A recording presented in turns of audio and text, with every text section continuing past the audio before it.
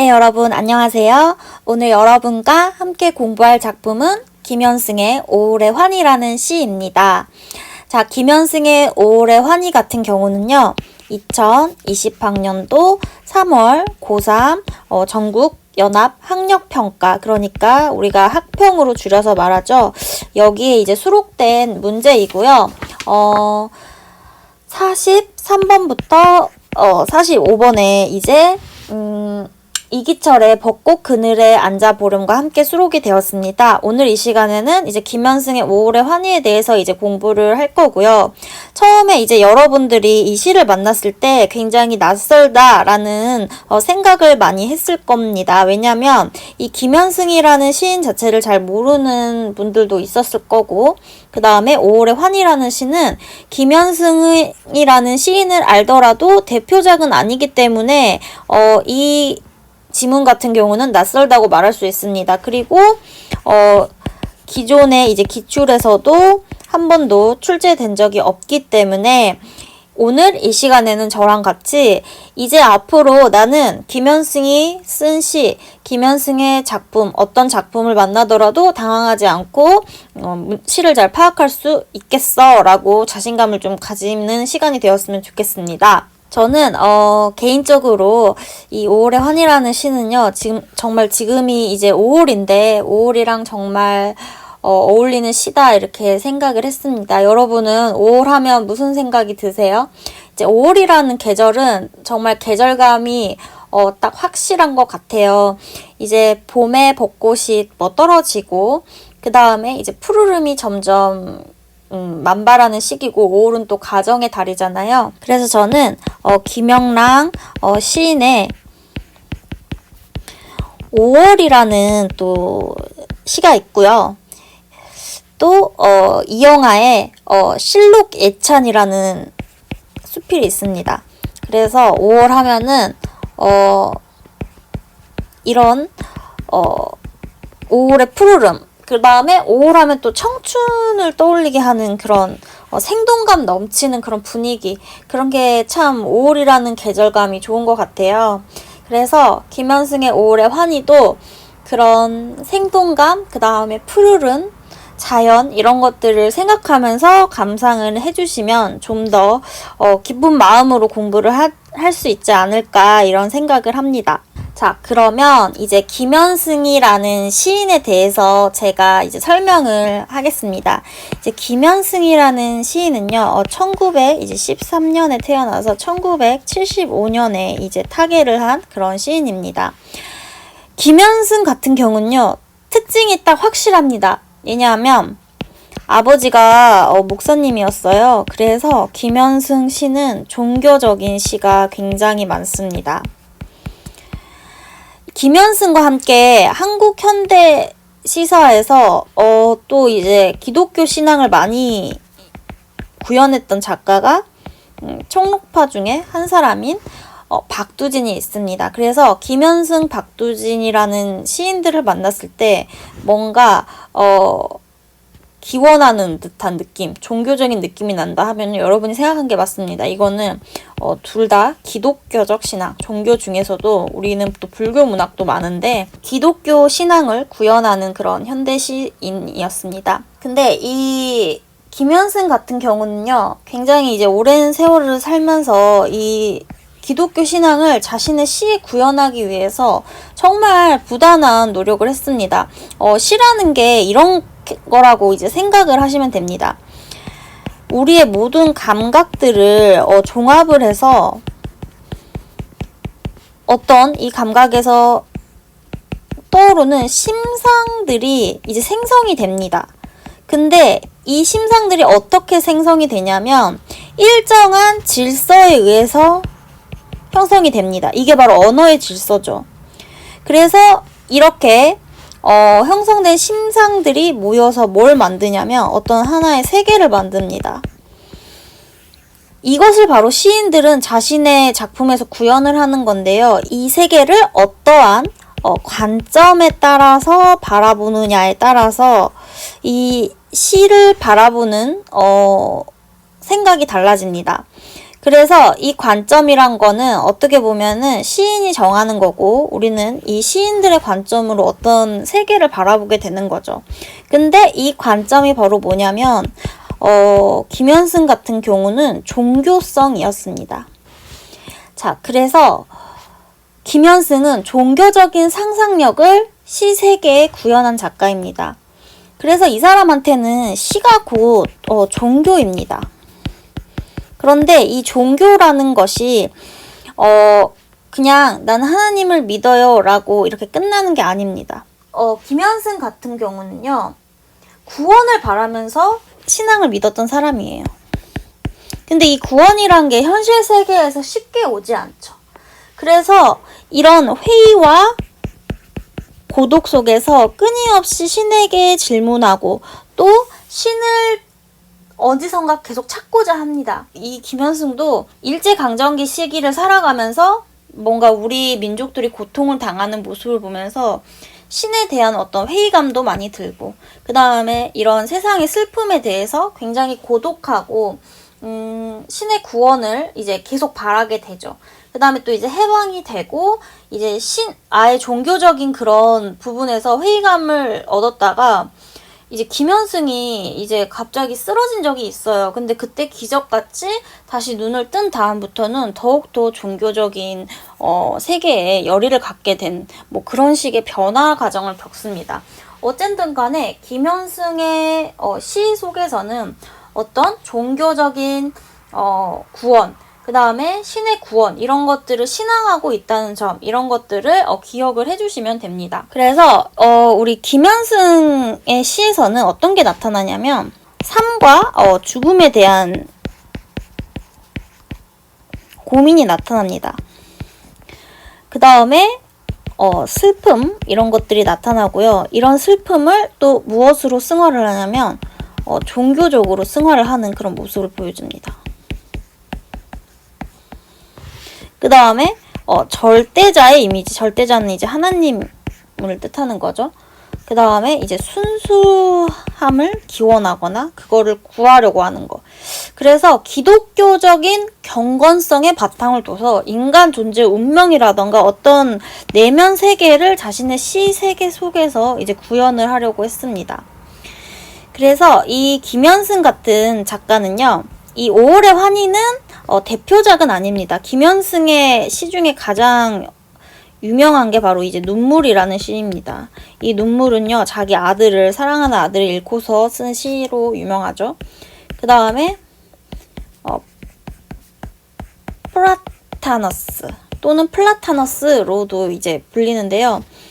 이 두 시가 김현승의 대표작입니다. 그래서 오늘 5월의 환희를 저랑 같이 공부를 하고 나서도 이해가 잘 안 간다 하면은 김현승의 또 다른 작품 눈물과 플라타너스에 대해서 좀 더 심도 있게 공부를 하면 조금 더 김현승의 시 세계를 더 이해할 수 있지 않을까 이런 생각이 드네요. 그러면 이제 시의 제목에 대해서 한번 살펴보고 갈게요. 5월이라는 건요. 계절감을 줍니다. 5월은 봄에서 이제 여름으로 이행하는 시기고 여기서는 이제 생동감이 넘치고 생명력이 태동하죠. 자, 이 환희 같은 경우는요. 기쁠 한자에 기쁠희입니다. 그래서 아주 큰 기쁨을 얘기를 합니다. 그러면 5월이라는 계절의 큰 기쁨, 뭔가 시의 제목만 들어도 긍정적인 이미지가 떠오르지 않나요? 자, 그러면 시의 전문을 같이 한번 봐보도록 하겠습니다. 자, 시의 전문을 우선 다 읽었다는 전제 하에서 제가 1원부터 이제 설명을 하겠습니다. 그늘, 밝음을 너는 이렇게도 말하는구나. 나도 기쁠 때는 눈물에 젖는다. 자, 이렇게 일연이 끝납니다. 먼저 이제 시적 청자가 있나요, 없나요? 바로 있죠. 이 그늘이 바로 시적 청자이자 시적 대상입니다. 근데 너라고 얘기를 하고 있잖아요. 그러니까 그늘이 뭐가 됐어요? 의인화된 대상이 된 거죠. 그늘이 밝음을 이렇게 말한대요. 나도 기쁠 때는 눈물에 젖는다. 그러니까 이 그늘과 나는 동일시 된다고 얘기를 할 수가 있겠죠. 자, 그러면 이렇게 생각을 하면 됩니다. 김현승 씨의 특징이기도 한데요. 그늘은 어둠의 이미지죠. 이 어둠의 이미지와 대조되는 게 바로 밝음입니다. 근데 이 대조는 김현승 시색에 공통적으로 드러납니다. 김현승은 이렇게 대칭적인 구조를 통해서 대조를 많이 했습니다. 그러면은 그늘하고 밝음은 대조되는 대상이지만 나도 기쁠 때는, 기쁨이 안에 있을 때는 눈물에 젖는다라고 말하는데요. 이 기쁨이라는 건 사실은 밝음이랑 같은 속성을 가졌다고 볼 수가 있죠. 근데 눈물에 젖어. 이게 먼저 이 나도 기쁠 때는 눈물에 젖는다의 의미를 잘 한번 떠올려 보면 이게 잘 떠올라지지 않습니다. 왜냐면 당연한데요. 내가 기쁠 때 눈물에 젖는다는 거, 이 눈물은 일반적인 의미로 슬픔을 얘기를 하잖아요. 근데 기쁠 때 눈물에 젖은다는 건 이게 상식적으로 말이 되지 않아요. 그래서 이거는 어떤 역설적인 표현입니다. 역설입니다. 자, 그러면 이렇게 생각을 하면 됩니다. 이 시에서는요, 44원 보기에서도 나왔던 얘기지만 그늘은 밝음과 대립하지 않고 결합되어 신의 은총인 밝음의 충만함을 드러내는 역할을 하고 있다라고 얘기하고 있는 거예요. 그래서 김현승 같은 경우는요, 그늘과 밝음이 일반적으로는 대조되는 이미지이지만 사실은 이 밝음을 드러내주는 어떤 역할, 그늘이 이런 안식처 같은 역할을 한다, 이런 것들을 보여줍니다. 그래서 밝음의 충만함을 도와주는 역할이라고 생각을 하면 됩니다. 그러면 여기서도 나도 기쁠 때는 눈물에 젖는다는 건 항상 누군가의 밝음과 기쁨, 그 이면에는 뭐가 있다? 그늘이 있다는 거예요.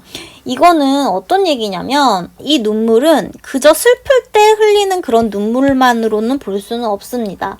이 눈물은요, 어떤 삶의 고뇌와 시련을 딛고 도달한 어떤 결실의 세계라고 우리가 이해를 할 수가 있는데, 신한테 경건한 모습으로 기도를 드린다는 모습을 상상해 봤을 때 우리는 인간으로서 기쁨도 느끼고 슬픔도 느끼고 여러 가지 감정을 느끼지만 신 앞에서는 그 모든 희노애락을 초월한 어떤 경건성을 가지고 눈물을 흘리면서 기도를 할 수가 있잖아요.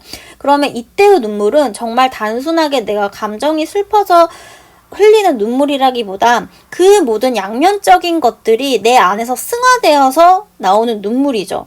그래서 이 그늘과 밝음이라는 건 사실은 우리 인식으로는 대조가 되지만 실제로 나의 내면 세계 속에서는 결코 대조될 수 없는 겁니다. 그래서 우리가 이런 말이 있어요. 슬픔을 아는 사람이 진정한 기쁨을 알 수 있다. 이런 것도 이런 겁니다. 진정한 그늘이 있는 사람이 진정한 밝음과 기쁨을 얻을 수 있다. 그래서 그늘 이렇게 부르면서 시적 청자를 부르면서 밝음을 너는 이렇게도 말하는구나 라고 이제 감탄형 어미를 쓰면서 나도 기쁠 때는 눈물에 젖는다. 아, 이 얘기는 뭐냐? 그늘과 밝음은 이렇게 대조돼서 분리되는 대상이 아니라 나 또한 내가 기쁠 때도 눈물에 젖는다라고 화자가 이렇게 얘기를 하는 거예요. 그래서 여기서는 그늘의 진정한 의미를 전달을 하고 싶어 하는 거죠. 자, 그 다음에 보세요. 그늘 또 이렇게 시적 청자를 부릅니다. 밝음에 아까 얘기했죠. 너는 옷을 입혔구나 라고 얘기를 합니다. 우리도 일일이 형상을 들어 때로는 뭐를 이야기한다? 진리를 이야기한다. 자, 여기서도 잘 보세요. 이 1원하고 2원은요, 굉장히 비슷한 구조를 가지고 있습니다. 또 똑같이 시적 청자를 부르죠. 그 다음에 밝음을이었는데 밝음에요. 너는 똑같이 의인화 됐어요. 여기선 지금 무슨 행위를 했어요? 옷을 입혔다는 행위를 합니다. 근데 제가 얘기했죠. 밝음에 옷을 입혔다는 것은 그늘이 밝음을 더 돋보여주는 역할, 그러니까 어떤 지지자의 역할, 그 다음에 지탱자의 역할을 하는 거라는 어떤 상징적 의미가 있는 거죠. 이 시어라는 이제 시어가 원래 이렇습니다. 옷을 입혔다 같은 경우는요, 우리가 일상적으로 뭐 엄마가 아이에게 옷을 입히는 그런 행위를 의미하지만 시 세계 속에서는 시인이 의미를 부여하기 때문에 진짜 옷을 있다는 그 일상적인 의미가 아니라 이 내면에 있는 의미를 파악을 해야 됩니다. 자, 그런데 여기선 나였잖아요. 여기는 이제 우리로 대칭이 됩니다. 일일이 형상을 들어 때로는 진리를 이야기한다라고 얘기를 하고 있는데요. 이거 같은 경우는 우리 종교를 한번 생각을 해볼까요? 종교에서는요.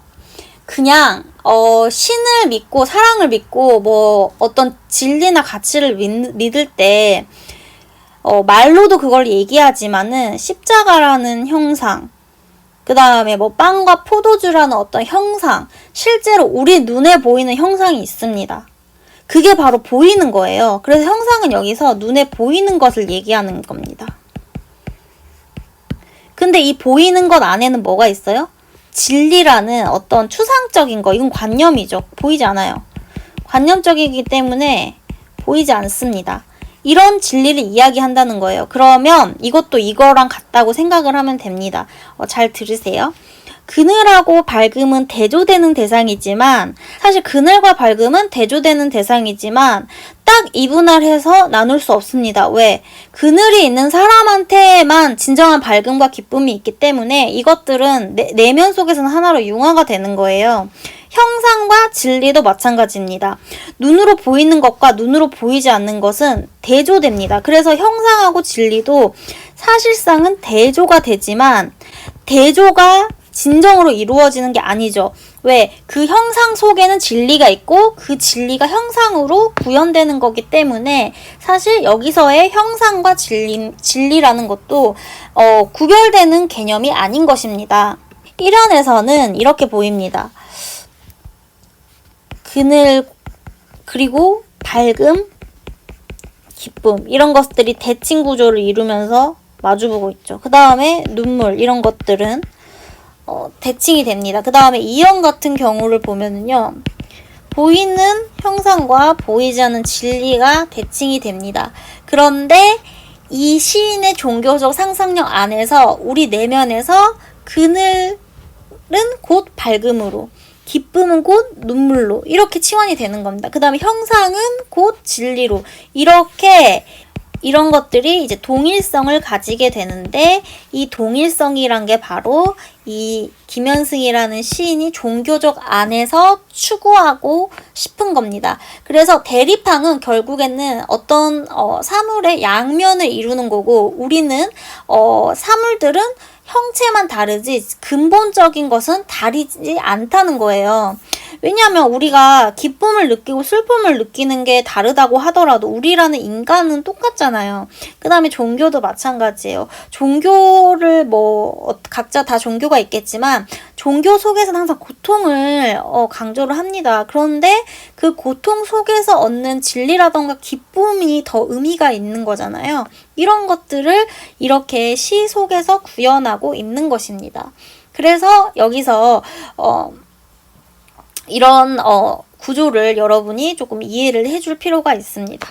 그리고 여기서도 이제 어떤 종교적인 그런 깨달음을 이제 얘기하고 있기 때문에 젖는다, 이야기한다 이런 거는 단정적인 어조라고 볼 수가 있죠. 이렇게 단정적인 어조를 쓰면 종교적인 세계에 구현하려는 어떤 의지가 보여지기도 합니다. 그 다음에 보세요. 이 밝음, 이 빛은 이거는 긍정적인 대상이죠. 채울 대로 가득히 채우고도 오히려 뭐가 있어요? 남음이 있구나. 그래서 항상 태양이 있으면 달이 있고 빛이 있으면 그 어둠이 있잖아요. 그런 것처럼 이 밝음과 빛의 그 뒤편에는 뭐가 있다? 그늘이 있다는 거예요. 그늘 너에게서 점점점점점 이렇게 이제 얘기를 하고 있는데 여기서도 역시 그 밝음과 빛의 이면에는 그늘이 있다. 이런 것을 종교적인 어떤 절실함 또는 경건한 자세로 얘기를 하고 있는 거죠. 이렇게 말줄임표를 쓰게 되면 이제 시적 여운을 또 강조하고 있는 게 있습니다. 그 다음에 보세요. 자, 여기 같은 경우는요. 내 아버지의 집 풍성한 대지에 환희마다인데 이거는 이제 원탁으로 나와 있어요. 원탁마다 그늘 5월에 새 술들 가득 부어라 라고 나와 있는데요. 이 아버지가 누구를 의미할까요? 네, 절대자를 얘기하겠죠. 그럼 절대자가 있는 공간이라고 생각을 하시면 됩니다. 그 다음에 풍성한 대지의 환희마다 이런 것도, 이 대지라는 것도 실제 우리의 땅을 얘기하는 거라기보다는 아버지의 땅이죠. 그러면 이 공간은 뭐냐면 종교적으로 절대자의 진실한 뜻을 깨닫는 삶의 공간이다, 이렇게 생각을 하면 됩니다. 또 그늘 이렇게 부르고 있어요. 그러면서 5월에 새 술들 가득 부어라 라고 얘기를 하고 있는데요. 여기서 이제 5월의 계절감이 드러나죠. 근데 이 5월이란 것은 어떤 거냐면 삶의 깨달음을 얻는 그 시간을 얘기를 합니다. 그 다음에 새 술이라는 거는 뭔가 이제 종교적인 의미에서 어떤 취함, 그 다음에 입속으로 들어가는 것이기 때문에 가득 부어라 라고 이제 명령조로 얘기하는 건 깨달음의 그런 충만함을 얻어라 라고 얘기하는 것과 같습니다. 자, 그래서 이게 바로 5월에 이제 환희가 되는 거죠. 신 안에서 이제 진정한 깨달음을 얻는 거야말로 종교적인 관점으로 보자면 가장 큰 기쁨이자 어떤 소망과 절실함이 결합된 거니까요.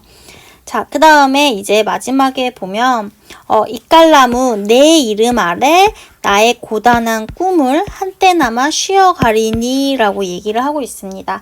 그러면 여기서 이깔나무라는 것은 어떻게 보면 자연물의 이제 대유적인 표현입니다. 자연을 얘기를 합니다. 그래서 여기서는 이제 김현승의 시 세계를 얘기를 하자면은 이런 자연물 자체가 기독교에서 자연은 신의 은총이 현재화된 모습으로 해석을 합니다.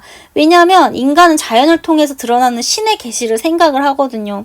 예를 들어도 뭐 노아의 방주 같은 것도 생각을 해보면 그렇게 폭풍우가 치고 비가 오는 건 어떤 자연 현상임에도 불구하고 우리가 그것을 신의 메시지로 깨닫고 또 해가 뜨는 거나 동이 트는 거나 이런 것도 어떻게 보면 이 자연 자체가 신이 생각하는 섭리로 움직이기 때문에 이 이깔나무는 자연을 의미하면 됩니다. 근데 내 이름 아래 역시 의인화가 되어 있고요. 나의 고단한 꿈을 쉬어간다는 건 이 자연이 바로 나의 쉼터가 되는 거고 뭐가 되는 거예요? 안식처가 되는 거죠. 이건 종교랑 같은 역할을 합니다. 그래서 자연 속에서 발현된 어떤 신성함의 의미, 그 다음에 나의 고단한 꿈이라는 건 이게 바로 인간이라는 숙명으로 세상을 살아가는 어떤 그 운명 같은 그런 굴레를 얘기하는 거죠. 그걸 한때나마 종교적인 귀의를 한다면 거기서 이제 쉴 수 있다는 어떤 소망의 표현이고 어떤 기원의 표현인 것입니다. 역시 여기서도 말줄임표를 통해서 이제 시적 여운을 남기고 있고요. 그래서 이깔나무라는 이런 자연물은 김현승의 시 프라타너스와 굉장히 비슷한 모습을 띠고 있습니다. 여기 프라타너스에서도 자신의 기독교적인 세계를 자연물과 동일시되는 모습을 보여주면서 자신의 그런 종교적인 세계관을 드러내는 역할을 하거든요. 5월의 환희는 이 자연 속에서 느끼는 종교적인 안식, 뭐 이런 것이라고 우리가 해석해 볼 수가 있습니다. 자, 오늘 5월의 환희, 김현승의 환희를 공부를 했고요. 오늘 강의는 여기까지입니다. 좋아요와 구독 눌러주시고요. 다음 시간에 다시 만나요. 안녕.